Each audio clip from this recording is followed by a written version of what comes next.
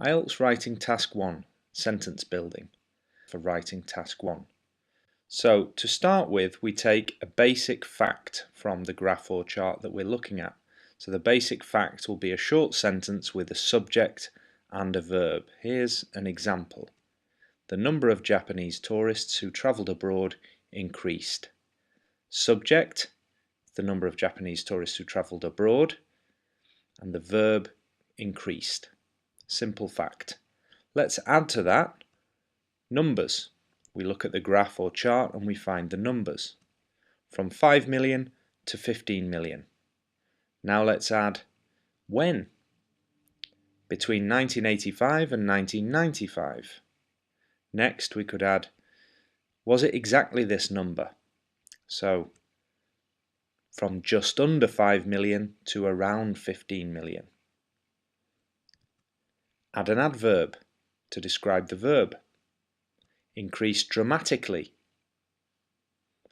And the next thing we could do is to rephrase with a noun on the end of the sentence. So let me show you what this means. A rise of about 10 million in 10 years. So there we have 33 words, a good long sentence describing the basic fact that we started with. The number of Japanese tourists who travelled abroad increased dramatically from just under 5 million to around 15 million between 1985 and 1995, a rise of about 10 million in 10 years.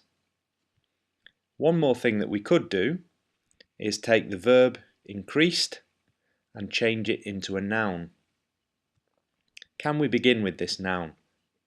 Let's see what I've done. There was a dramatic increase in the number of Japanese tourists who travelled abroad from just under 5 million to around 15 million between 1985 and 1995, a rise of about 10 million in 10 years. This sentence is now 37 words long, and I wouldn't recommend going any longer than that.